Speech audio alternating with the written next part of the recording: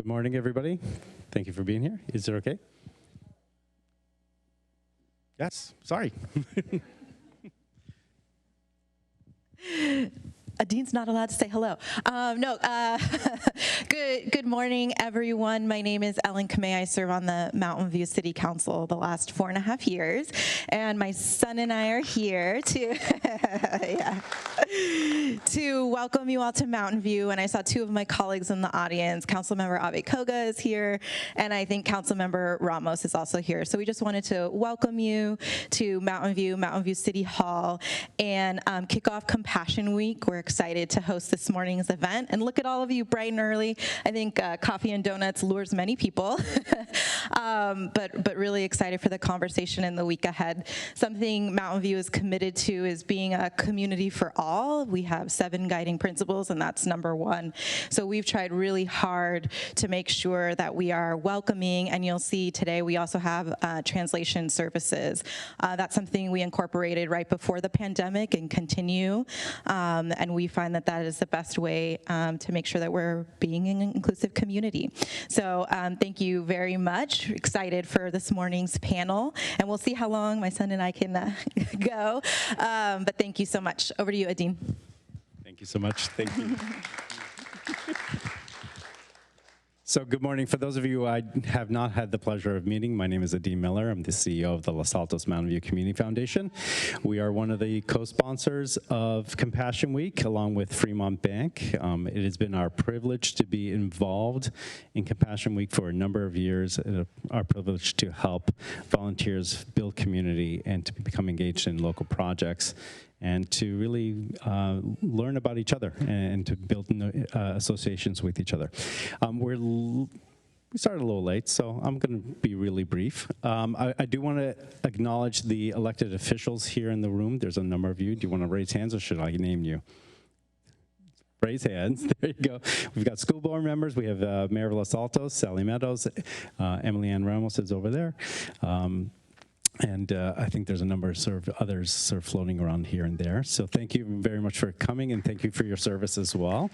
I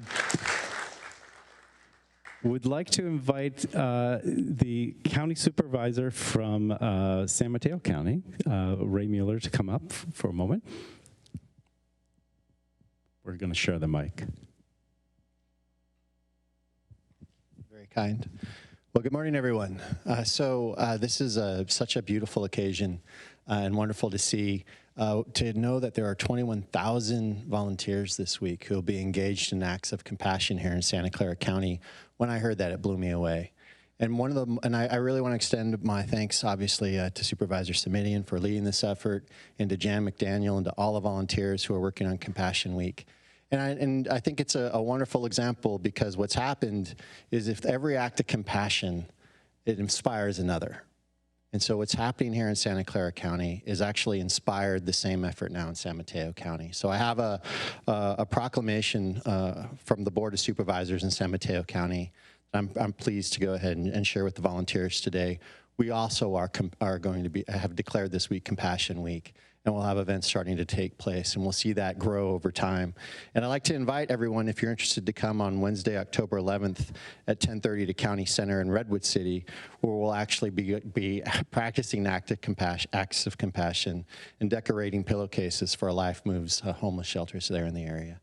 So thank you so much. I hope this effort continues to grow and get stronger. Thank you. Thank you so much. Do you want to come and accept the proclamation? There's, I'm sure, a picture to be taken. Yeah. It is not social. It didn't really happen. That's right.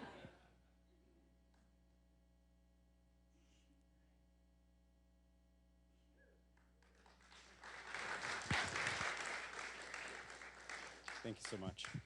So I do want to acknowledge our Compassion Week leadership is over there. So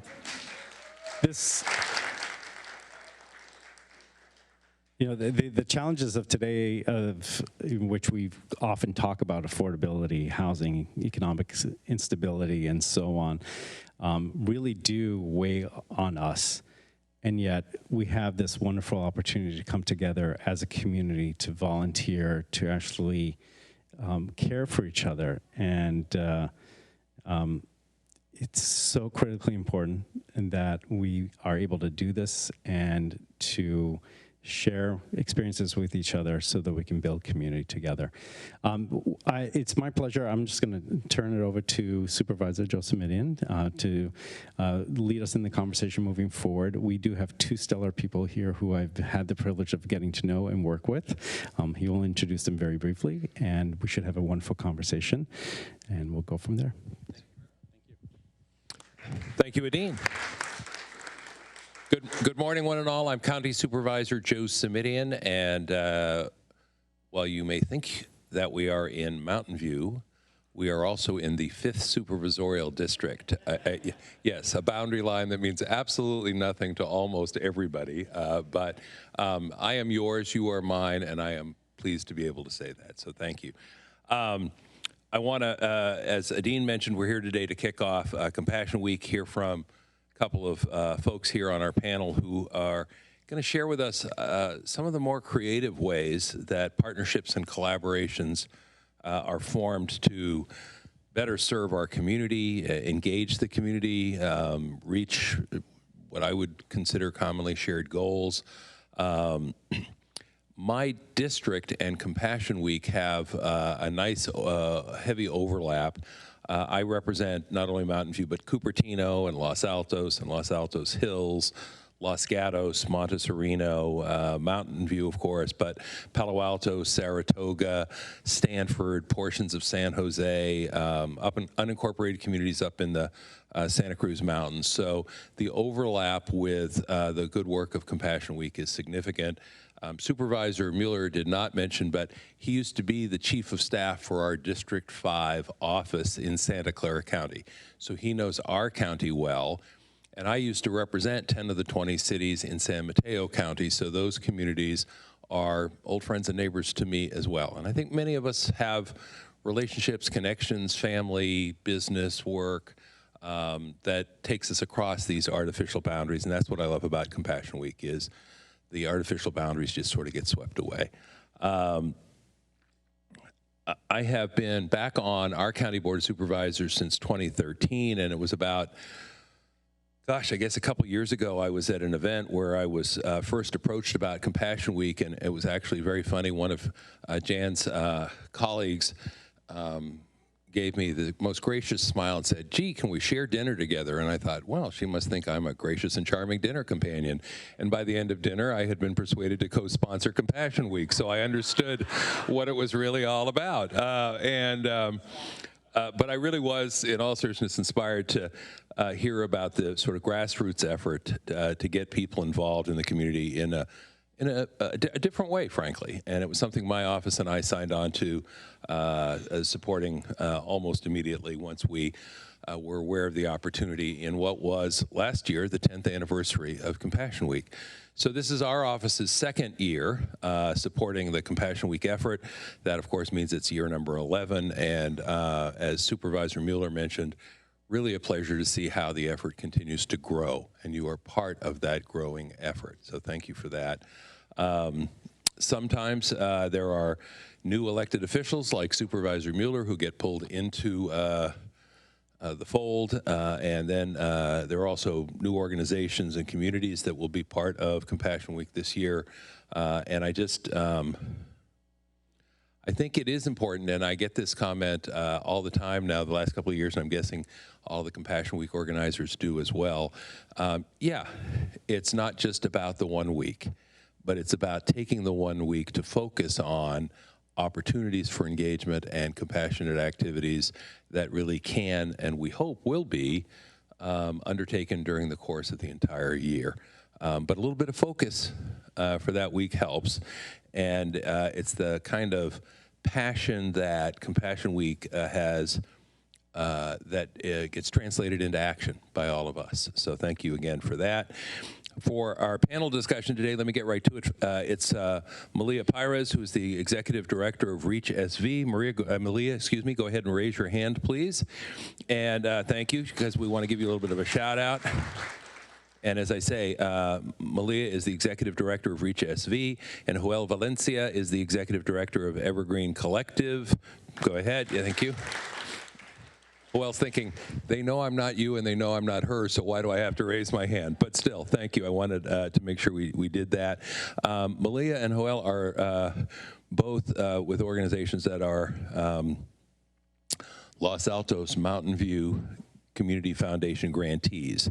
And the reason that I think it's just ideal to have them with us today is because they're making change right here locally in a way that I think we can all appreciate and understand. Format today is very straightforward. I'm going to ask the panelists a few starter questions to kick off the discussion, largely focused on the importance of working together to find solutions that affect our community.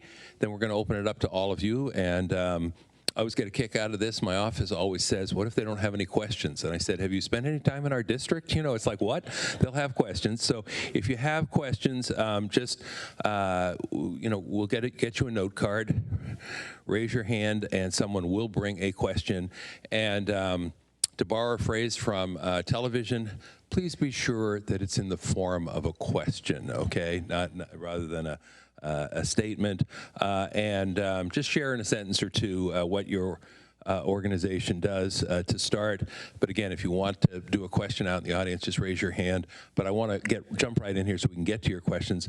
I'm going to ask Malia and Joel, just tell us each in a sentence or two what your organization does, who you serve, and then if you can, give us an example of a time when your own past experience or experiences within your community have played a role in shaping your work and your organization's approach. Malia, why don't we start with you?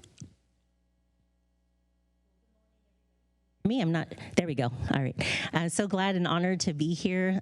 See so many friendly faces in the audience, so that just really is a comfort. Reach delivers hope and removes barriers to access, and we focus on housing, food, and academic insecurities, and we deliver food right and academic services right to where people are at, removing that barrier of transportation, just meeting them right where they're at. And that could be the RV dweller, that could be a vehicle dweller, that could be an unsheltered person, a refugee, or families that are living doubled and tripled up in apartment buildings, wherever we might, yeah, those are just some of the places that we go, and some shared lived experience. So, you know, housing insecurity is near and dear, and academic and food as well. Like, all three really touch home. And when I think of academics, my own grandmother was Native American and Mexican, and she was not able to read or write in either language. And so it's really close to home. My children are first generation through their paternal side to America, and they're also the first in the family to graduate college. So academics are super important to our family. And so really just honored. And we're housing insecure. Through divorce and domestic violence, it left us in a really vulnerable position. And so thanks to the wonderful work in the city with BMR, we actually are BMR recipients. And so we live in a BMR unit, and we're so grateful to be able to live in a unit and to be able to continue to contribute to this community, and for my children to go to some of the best schools in the entire nation. Thank you. So Evergreen Collective helps grassroots, can you all hear me okay? Helps grassroots BIPOC-led and serving nonprofits become financially sustainable. And you know, I hear about 21,000 volunteers. I'm sure many of you have interacted with some of the organizations that I work with now, particularly in East Palo Alto, here in Mountain View, and in Bellhaven, where I grew up. And what the organization ultimately is trying to do is make sure that every one of those organizations gets to a place where they can deliver on their mission in a sustainable way. And I could talk about what sustainability means all day. But I got to this place to start this organization back in 2021 after spending about 14 years in the nonprofit sector, partly on the program side, and then the rest of the time on the fundraising side, and just seeing firsthand what it means when these organizations don't have the resources they need, the morale that suffers from that, the way that organizations end up kind of just hobbling along, organizationally not really being able to fulfill their potential. So that's the professional reasons why I started the organization. On the personal side, I grew up in Belhaven. And I grew up in Belhaven in the 90s, right across the street from East Palo Alto, right on Willow Road, came up through the Ravenswood City School District. And I was eventually able to get a high quality education through Eastside College Preparatory School in East Palo Alto. And I think back to all of the years of my childhood and the various ways that local nonprofits were supporting me and my family to create opportunities for my siblings and me to get better access to education and eventually to career opportunities, but also for my parents to have access to economic support. I myself grew up in a BMR unit right on Willow Road. So, yeah. Thank you both. I have been struck as I have been out in the community by the number of folks who sort of look around with a sense of concern, in some cases even despair, and wonder if it's worth their time and effort to sort of take a deep breath and engage, participate. Can they make a difference? So I'm wondering if both of you could share a couple of strategies or initiatives your organizations have implemented that have facilitated and encouraged community involvement and feedback, hearing from the community, and how those approaches have led to more effective solutions. Because one of the goals of this conversation this morning is to think a little bit more deeply about how do we engage the community, how do we get their feedback, how do we give people a sense of hope, and encourage them to participate in reshaping their immediate world and the larger world around them. Thoughts?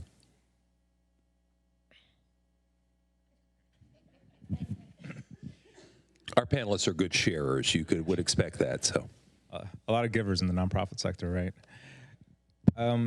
So strategies for, reframe that question one more time. Well, about involving folks in the community and getting them to share their feedback. Because a lot of the folks that we hear from say, I'm just too busy, or I don't think the work that I do will matter, or I can't have an impact. And yet you all are out there doing it every day, and you can't do it alone, as you indicated in your opening remarks. So how do you talk them into it? That's what I'm trying to ask, okay? Okay. So the work that I do is relationship-based all the way, right? That's the first thing I try to do in any conversation, any space that I am in, is to really start with trust. What does it mean to cultivate trust, establish trust with an audience, with individuals, with community members? And so when we're trying to get that community input, that community buy-in and participation as recipients, as volunteers, as staff members, as board members, as donors, it's really important to make sure that that trust is there.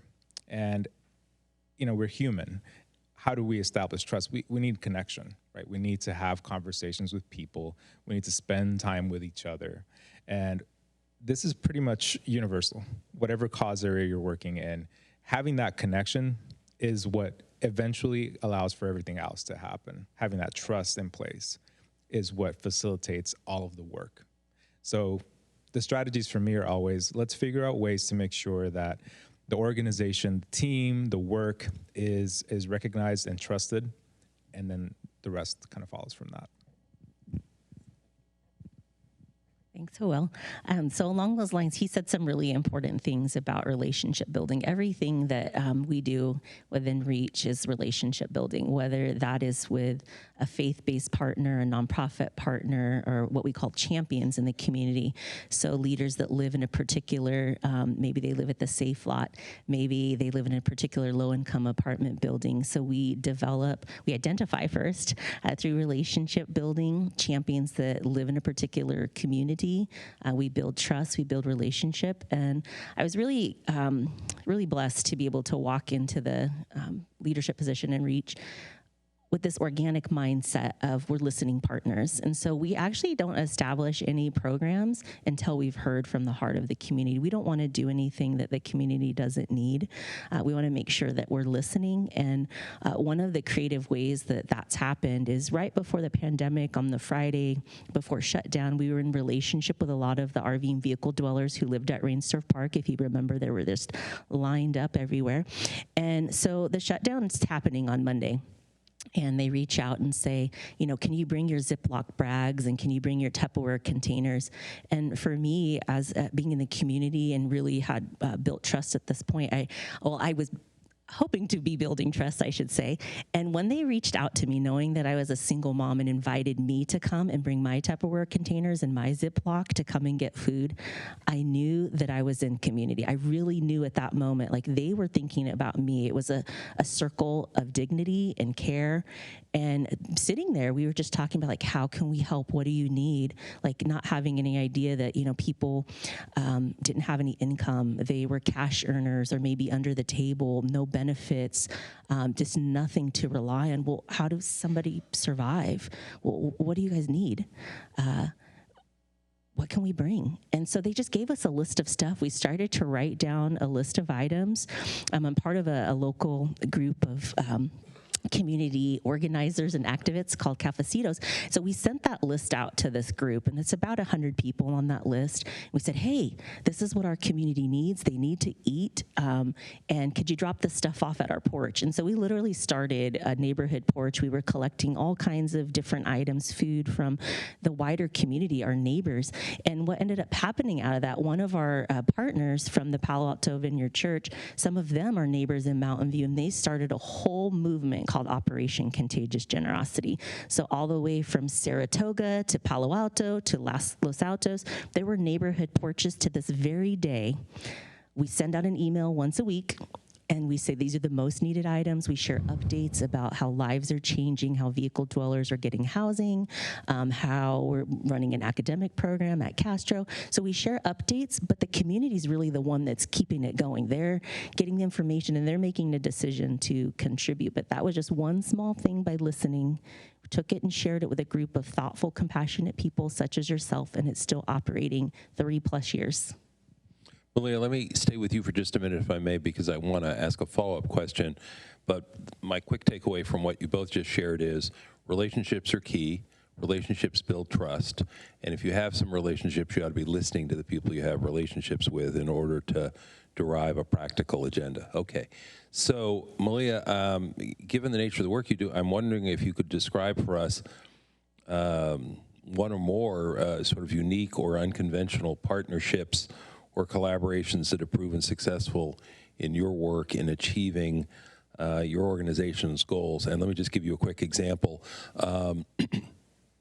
In our office, we have spent a lot of time working on environmental challenges in connection with the Lehigh cement plant and quarry. I have never been more delighted than when we had a press conference where we had the Sierra Club standing side by side with the Teamsters Union to share a joint view of what the future ought to look like. I don't get that many opportunities to bring the Sierra Club and the Teamsters Union together. It was an unconventional partnership. What about in your world and your work? That's a great question. We really believe that like the fabric of our society needs all the spheres of influence to work together, from the police and the government to the faith-based to the nonprofits to education to business and media. Like everybody, we all need to work together and collaborate to socially and have change, right? To cause change to occur. And so I think that's one of the beautiful things about Compassion Week, and hearing that number, 21,000 people volunteering this week, that is mind-blowing. Okay. Got it. Okay. Well, that's an amazing. I need to tease Jan and interrupt. So only 3,000 people that you will have motivated. Okay, more than 3,000. All right, that it's nothing to sneeze at. Go ahead. I know, isn't that something when we start a new movement and we're like, we just need 10 people, that'd be great. And here there are over thousands, right? There's thousands and thousands, and so that's just amazing. And 11 years in, right? So amazing. So on that note, so some of the things that we've seen work effectively. I mean, I can think of many. That was a hard question. I have to narrow it down. Okay, I'm going to share about our newest program, I think. So our Mompreneurs program. So one of the things that we learned throughout the pandemic is that we have 3 stages within our organization of the ways that we provide services. We call it the handout, the hand up, and the development. And so handout is like food and making sure people survive, right? And it's high volume, right? But it doesn't mean there's lasting change, right? Everybody needs to eat, right? It's day-to-day, high volume. We work with many wonderful partners to access that food. High volume, but we really, in that high volume, like at a food pantry or drive-through, we don't really get to engage too much, but we know people need to eat. And we have the hand-up stage, which might be through tutoring. You might meet us at an academic program. We offer tutoring, might be 12 weeks, which is great, right? Is it going to change your life? It could, right? But it's important, and you're saying, yes, I'm willing to take the next step to invest in myself. And then we have the economic development, which is less people, but long-term investment. And so what we found with the pandemic is we can give food out all day long, but families' lives were not changing, right? We can give a 1-month rent check, which will help them stay housed, which is really important. So I'm not downplaying that. We need that too. We need all 3 types. We need the handout, we need the hand up, and we need the development. And so with our Mompreneurs program, we just are helping come alongside amazing women who are already doing this work. They're already selling food to their neighbors, right? They're already selling food maybe in front of their churches. They already have these food service businesses, and what they need and what they shared with us, because we asked questions. Why haven't you started your own business with permitting and licensing, right? Because legally you actually can sell to friends and neighbors. There's no law against that. It's when you begin to publicize and things like that to the public, right? There's more to that, but anyhow, generally you get the idea. But why not? And the number one answer that they told us, they don't understand the legalities, right? And so listening to them and what they needed, we were able to get in front of the city council, in front of government, and have them share their stories of why they need this kind of support. And so we are working with 26 women in the community to help them remove barriers to access things like technology. They all know how to use Zoom, but maybe they don't have a device in their home because they're using their child's device from school or their phone, and that's really hard to coach. It could be that they don't have a taxpayer ID number, and maybe we can help them file for an ITIN, right? So they can be contributing members to the tax system, and they want to do that. They just don't know how. So we're walking along through that process with them to help them get permitted, to understand food safe handling, to learn entrepreneurial skills, to learn about budgeting and generational wealth so they can have upward mobility and change their lives. And so it's an honor. It's a real honor. Many of them are here today, and I'm so proud of them for being here.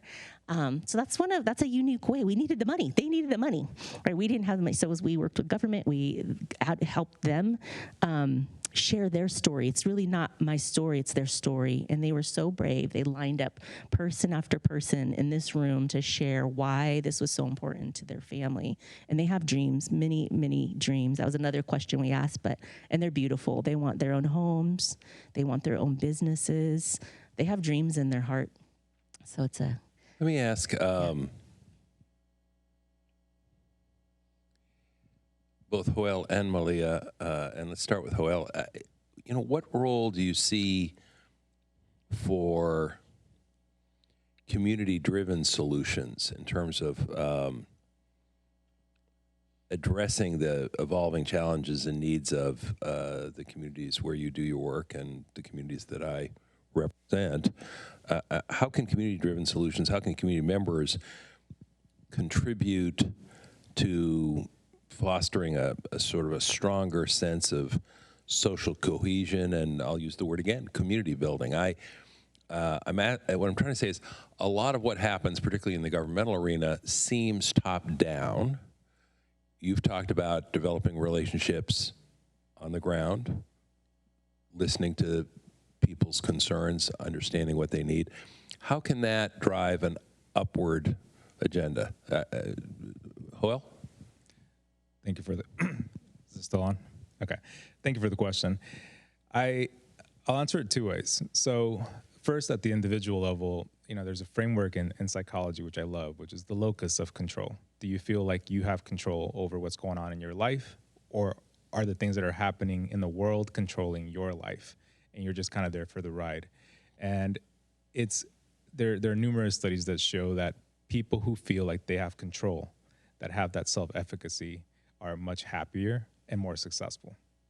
And so when we take that approach and empower communities all over the place to feel that way, you see that difference as well. People in those communities suddenly start to feel inspired, feeling like they actually have the ability to influence the destiny of those communities and those efforts. So the inspiration and the motivation and the ability for those communities to really impact and affect change locally changes dramatically if we can get that shift to happen. And that's a combination of people from within the community rising up and meeting those needs, which people always do, and folks from outside of those communities being willing to direct resources to those leaders, to those spaces to help them do that. And so that's the first part of that. The second part is the folks in those communities, in those spaces, everywhere we go, whatever the community, whatever the cause area, the members of those communities are the most proximate to the challenges. And so they tend to understand what the problems are, what the issues are best. And once we work with them to figure out ways to actually solve those problems, actually help them implement those solutions, not only have we established the first part of what I said, but we've also helped them develop the capacity to solve problems of that type going forward. So we've created a way for them to continuously generate solutions and implement them themselves. Thank you. I think he said that really well. And it is really important to remember that people closest to the problem are closest to the solution. That's really, really key. They have the answers. And so you're going to have an opportunity today as you're partnering with nonprofits and serving and all throughout this week. And I think it's really important to, when you're serving in those projects, to recognize that, right? Kind of take your general thinking cap off and know that you don't know what you don't know, and I'll be the first one to tell you that. And so our vehicle dweller outreach, we are boots on the ground. I'd like to believe that we are the primary leader in the North County doing this work. There's many others, right? But we really are boots on the ground. We are in relationship with many of the RV and vehicle dwellers. I mean, like, we know them by name. They have phone numbers. We eat together. We serve together. I mean, they are my neighbors and my friends. And along those lines, prior to my support of the RV and vehicle dwellers, I had a mindset of doing outreach in the streets, like of San Francisco and the Tenderloin. I've been doing homeless outreach for over 20 years, and where there's a lot of mental illness and chemical dependencies. And I was invited by Cafecito and some other leaders in the community to go out and door knock. This is about 2018 on the RV and vehicle dwellers' doors to bring holiday cheer and tamales and some Christmas carols and things like that. And I was like, yeah, I want to go. And I know I have a friend in here that I walked with, Miss Emily Ramos back there. So we walked together and we went door knocking, and it was really eye-opening. When they opened those doors and there were families in there, I felt really ashamed at what I thought. I thought, oh my gosh, this is nothing like I think. These are people, first of all. These kids are kids my kids go to school with. This is not what I think. And it really changed the trajectory in my heart. It changed some of the work we were doing in Reach. We knew we had to do something. And it started with children. So, but go back to the question too, like, so along those like teaching them, Joel really talked about this too, like teaching the people that we're serving how to advocate. Policy starts at a local level, or leaders start here and often rise up. It's really important that they know that their voice matters, whether it's at their child's school, whether it's in the public arena, whether it's with their landlord, their voice matters and it deserves to be heard.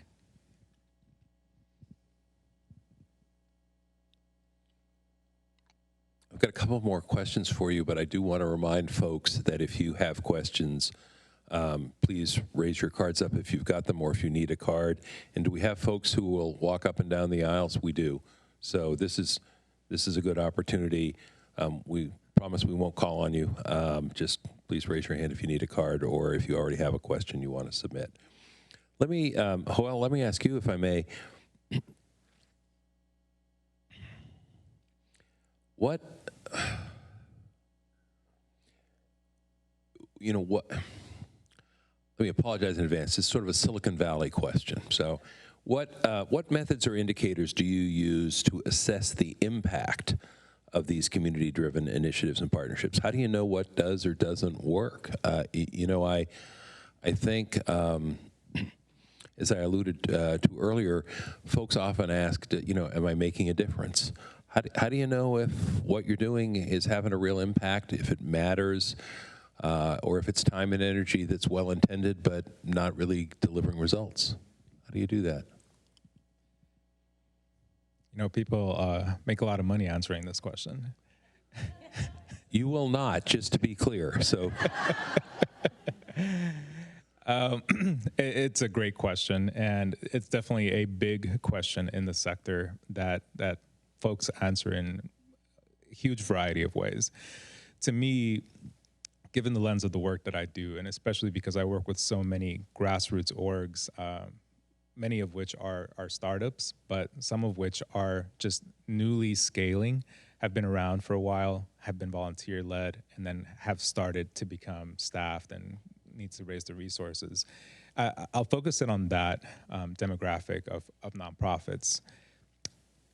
It's unfair to apply the same metrics and the same expectations for the capacity of what that organization can do that's at $1 million or below, compared to one that's at 5 million plus or more, right? And just for the record, the vast majority of nonprofits are at that sub 1 million. I think it's about 92% across the country. So when we put that framework there, then we see, all right, so how do we measure whether these organizations at that scale are really achieving their mission? And to me, it goes back again to relationships. It's important to spend time really getting to know what that organization is doing, what they've tried, what they're trying, how they're measuring things themselves, and to really ask those questions and go in with curiosity and humility. And I do this every time I establish a new partnership with any new organization. There are strengths and knowledge and resources that I can bring to the table, but I don't start offering solutions until I'm invited to really kind of come along and start working alongside those organizations. It's at that point that I've really understood exactly where they are and whether or not they're achieving their intended impact on the community. And so the bottom line metric, ultimately, once you've gotten to know an organization, is the world changing in the way that they intended for the world to change? Whether it's at 100 people serving or 1,000 or 10,000, you can see it, right? When you spend time with them, when you do volunteer work, which you're all doing, but also as you hear about the stories of impact that they're producing. And then, the kind of the basics. So the fundamentals of making sure that an organization is really doing what they said that they're going to be doing, looking into their financials, talking to other people who volunteer there as well, talking to staff members, kind of doing that 360 analysis and really understanding, are these folks really here and committed and supported and trusted by the community, by other staff members and former staff members, if you have the opportunity to talk to them, that's often a great indicator of whether or not the organization is in a healthy place.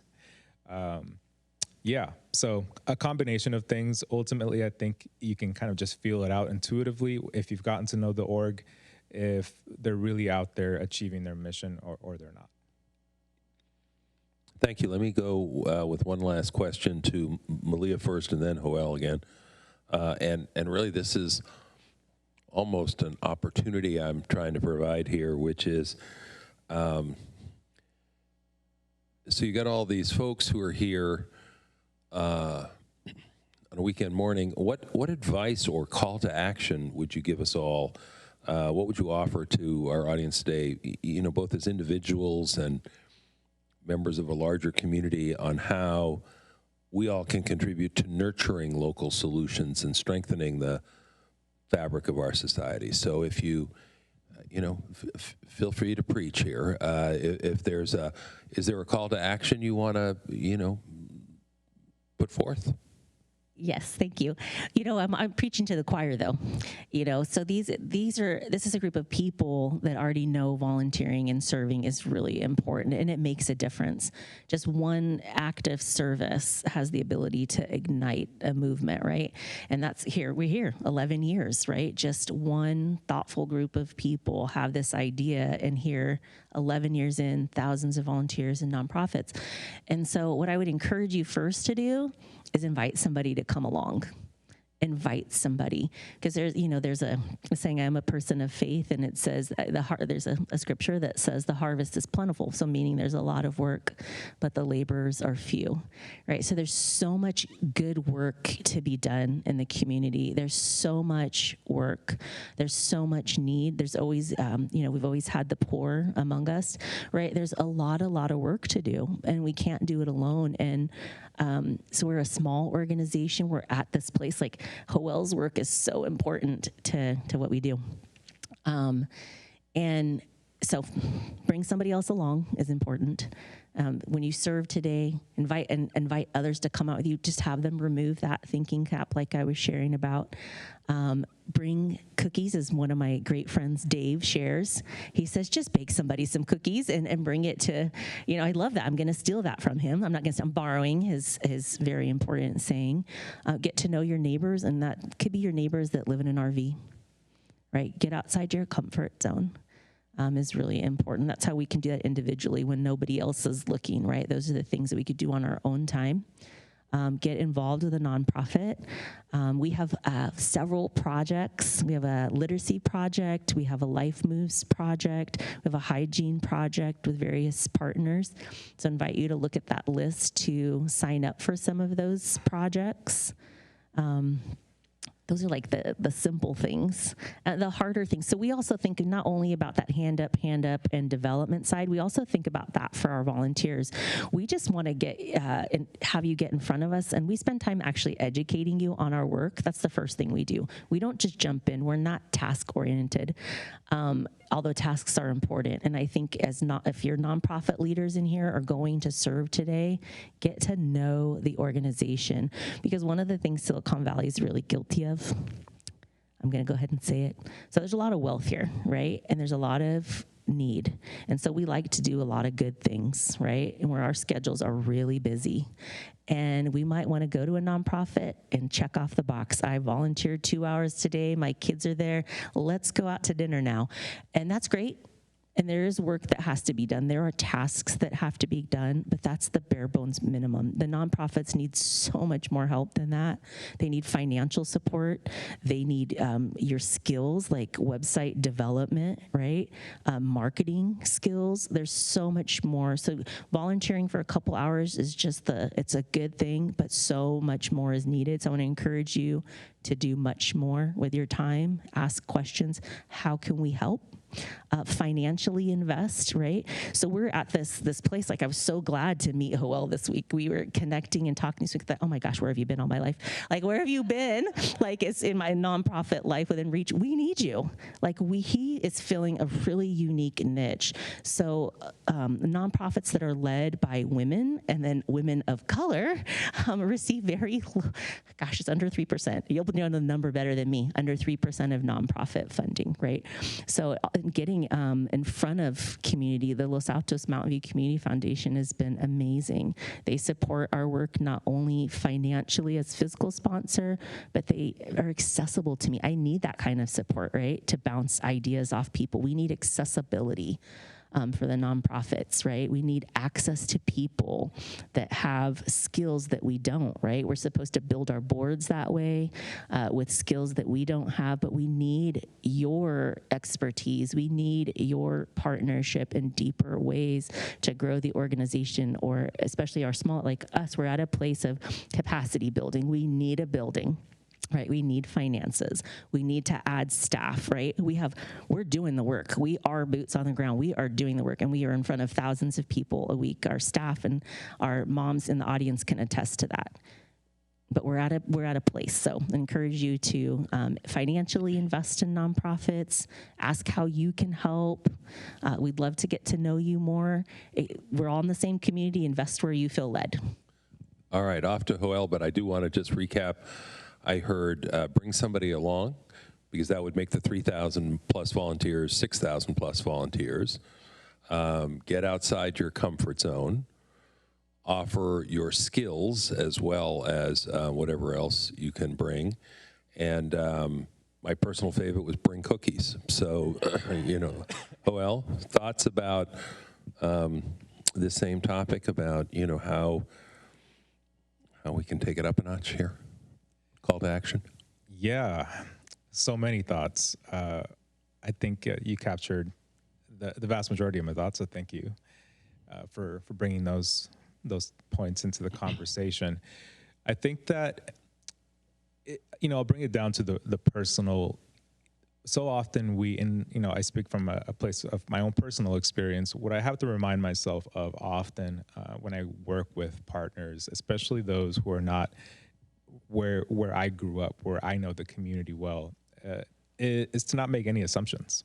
And that's such a hard practice to really get into the habit of when you're out there doing the work of volunteering, of supporting organizations every which way. And so, first call to action is, as you're out there doing the work, ask questions. Just really try to get to that place of childlike curiosity where you don't assume you know anything. You just ask question after question, follow up to the degree that people are willing to answer them, of course. That would be where I would start, because I think that will clarify a lot of what an organization is at every level. After that, bringing folks along, it is huge. Why are you all here this morning? Why'd you get up and show up? And why will you be volunteering the rest of this week and for years to come? It's the connections that you have to each other, to this community, to its history. And so how do you go about building those connections with new partners, with new organizations that could really use that relationship and support that you can bring? And then once you've done that, how do you invite some other folks to come in and do so in a way, again, that invites them to also practice that humility, that willingness to just ask questions and really get to know that organization and that community. So those would be my biggest calls to action, is just really kind of spend that time on a personal front, because that will allow you to do so much more in the community in the years ahead. I want to just pick up and share a quick anecdote with you about how hard it can be to come at it with, I don't think you use this phrase, but I'll call it the beginner's mind. It's sort of the willingness to admit that there's something you can learn. I had the privilege and challenge when I was in the state legislature the last couple of years working with Governor Brown. And I will tell you that I've rarely met anyone in politics or government or any arena for that matter who had such a lively mind and such a really passionate curiosity about the world of public affairs. But it was a little hard telling someone who had already been governor for 2 terms and an attorney general and a secretary of state and a community college trustee and a big city mayor and the chair of the Democratic Party statewide and a candidate for president and United States senator, that there was something he didn't know. And I mean that quite sincerely. He knew an awful lot. But to your point, Joel, there were things where I had to say, Governor, I'm not sure your experience has schooled you about what that issue looks like in today's environment or in the current climate. And of course, the work that you all do on the ground, and hopefully the work that we do in politics and government, is not about yesterday. It's about tomorrow and the day after and the day after that and the day after that, which is why I think this exhortation to sort of approach things with an understanding of what you can learn is really important. Speaking of learning, we have a number of questions from people who would like to learn a little bit more. I'm going to start with the basic one. This one should be easy for you two panelists. Could you please state your names again and state what organizations you are leading and representing, and how can we get in touch with you? Malia. You are? So I am Malia Pires, P-I-R-E-S, and I am the executive director of Reach SV, or Reach Silicon Valley. And you can reach me at Malia, M-A-L-I-A, at rpmovement.org. Joel. So my name is Joel Valencia. Joel is Joel with the Spanish pronunciation. And the organization is Evergreen Collective. My email address is joel@evergreencollective.org. One more time. Your email address is? joel@evergreencollective.org. All right, thank you. Now, 2 questions that I'm going to blend together, if I may, and that if either or both of you would like to respond to, I think it would be appreciated. Has your organization found ways to constructively address the growing polarization in our culture? And what are your best approaches to building trust with those that might not agree with you? And Malia, I'm going to start with you because I know when it comes to RVs, that can be a challenging topic sometimes in the community. Thank you. Thank you for the question, too. Yeah, that is a really challenging topic in politics and in our society, right? Because the reality is nobody wants an RV parked in front of their house. That's the facts. And I can say on the other side, working with the RV dweller community, they don't really want to park in front of your house either, right? They have just limited space and locations in which they really can park, right? So I think you both are feeling the same thing, just on a different side of the spectrum. But one of the things that's really important, that really important to us as an organization, is to make sure we understand the legalities, the laws, the times, and when things are going to happen. So we do work really closely with the Mountain View Police Department and the city. We're part of a group called CBO Group, Community-Based Organizations, that meet monthly, and we were meeting multiple times a month during the peak of the pandemic. But it's really important to get accurate information and to communicate accurate information, because what we've learned is that the RV and vehicle dweller community, they don't want to cause problems for anybody. I mean, the majority, of course, there's bad actors, but you know what? There's bad actors in my apartment, right? There's bad actors in your neighborhood. I'm confident of it. And so they really just want to follow the law. They want to be law-abiding citizens. They have kids in the school here. They work here, right? They're part of this community. But what they need is education, right? And so they need information. And sometimes they can't read that information if it's not in their native language. And so our city has, the city of Mountain View, has done a wonderful job at communicating changes in the law in various languages. That's really important, that we communicate in the language that people can understand. So getting them the information, talking to them. One fun way that we work with the police department too, and one of the officers, Officer McPherson, is when there's something going on in a particular community or neighborhood. It might be someone's recycling or wants to recycle, and they want to be green, and they have all kinds of bottles and cans that might look like an eyesore because it's a mountain, right? They don't really have anywhere to place it. But so she'll just ask, like, hey, can you reach out to so-and-so? And I'll say, sure. So like, hey, how can we help you? Notice you have a lot of trash out here. You have some trash, and you also have some recycling. Well, I don't have any way to get it to the recycling center. And so we've identified community members that will help transport that. So we literally have taken like one of those little U-Haul trailers. One of the community members had one, brought garbage bags over because they didn't have garbage bags, filled it with all the recycling, helped them get it over to a recycling center. They were happy. The community was happy. We also helped them. They have all this stuff. They have a storage locker in another city in South County they couldn't get to. But they wanted to get the stuff off the street. They just didn't have a way in which to be able to do that.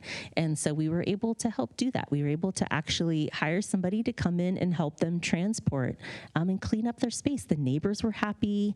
The police were happy because they weren't getting the calls. Our RV dwellers were happy. Sometimes it just takes a little personal relationship and building to be able to help ease concerns, right? And But Malia, let me press you a little bit on this one, and I warned the panelists I would press them on some of these questions. So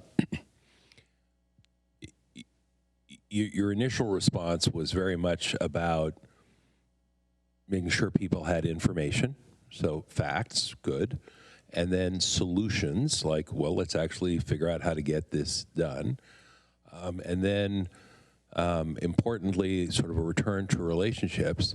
But, you know, there are just some folks out there who have a very different point of view than you do or your organization does. They may have a very different set of values. They may be angry.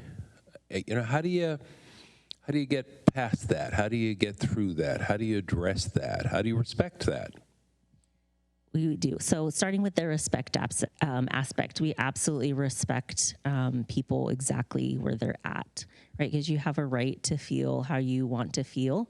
But the other hand, we'd like to share information with you. If you're open to learning, we'd be willing to share some statistics with you. Sometimes there's just no awareness that, you know, 1 in 4 students are hungry, right? Why do we need to address hunger? Maybe it's, why can't that RV that's parked in, you know, front of that business building move? And they, you know, might call into the police. Well, they don't have a battery, you know, or maybe, so sometimes it's just sharing like, hey, we are trying to help along with the situation. Here's some information. The information sharing is really important.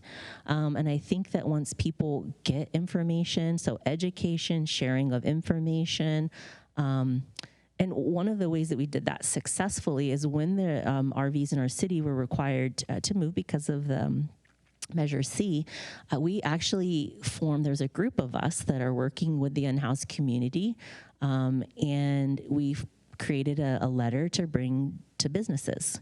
We said, hey, we know that, you know, in your particular area, because there's designated areas within the city that RVs are allowed to park, so we know that the vehicle, oversized vehicles are going to be parking in your neighborhood. And we just want you to know, like, let us know how we can help. Can we, you know, pick up trash? We noticed that somebody graffitied your business here prior to the arrival of the RV dwellers. Could they help paint it?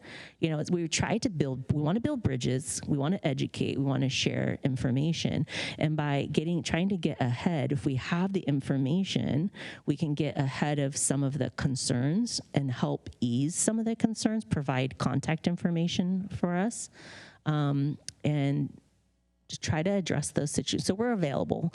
We're available, and many of our other partners in the city, Hope's Corner, United Effort, Move, all want to help address this situation. We are available to help everybody in the community. And the reality is we can't make everybody happy, right? There's just going to be some people that are going to be just bent on being angry about the situation. And to them, we just say, we wish you peace. We hear you, but we can't change anybody's heart condition, right? But we can share information, educate, collaborate, and we want to do that. All right. Well, what are your best approaches to building trust with those who might not agree with you? It's a big question. I think that one of the most important things that I've learned in my years in the nonprofit space, and certainly just in the last, since 2016, in particular, in the political space that we're in now, is the importance of storytelling. The stories that we tell ourselves, each other, that we allow to dominate the spaces that we occupy, make such a huge difference for our individual willingness to trust somebody else. And so if we're constantly exposed to consume only polarizing stories, then that's how we start to think as well. And so the first step is, how do we create and tell and share the stories that are inclusive, that build community, that start to close that divide in our own minds? And from that context, we could start to really build those relationships again that have been broken from those divisions that were either artificially or really there. But so that's one part of it. And the other reason why storytelling is so important to me in this work is because the polarization often happens by having fears stoked by individuals or entities that have specific goals, right?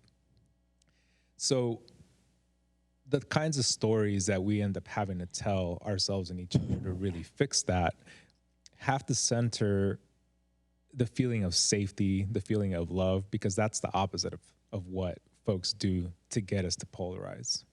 When we're told that there's an other, right?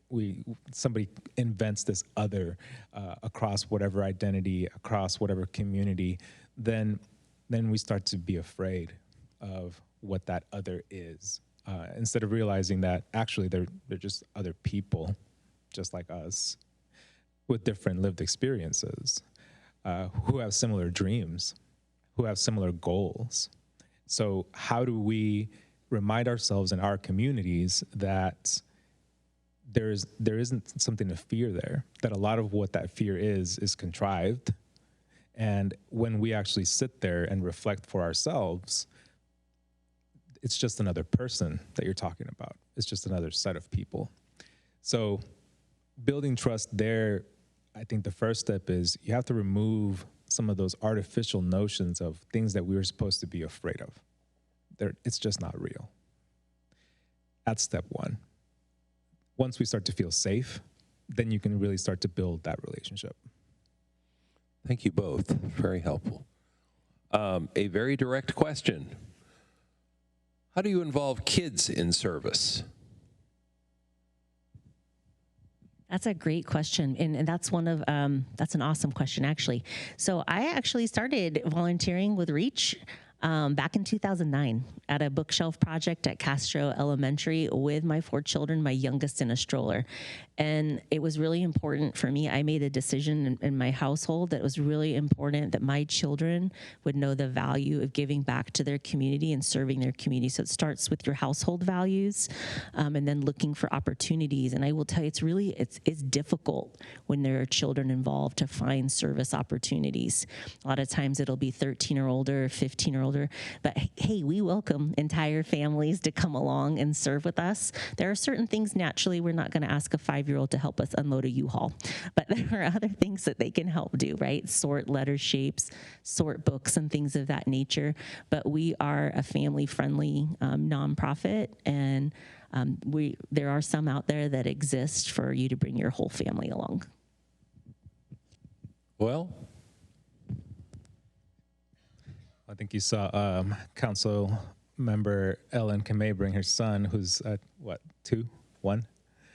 I'm a big believer in bringing young folks, children, into spaces like this for them to see for themselves very early on in their lives. And I speak to so many folks who are leading organizations now, and they have that story. They tell me that they used to go with their parents, their moms, to like PTA meetings, to you name it. They were there, they were seeing it. And so as parents, as caretakers for young folks, we might think that they're ignoring us or they're doing something else altogether, but they're watching, they're paying attention.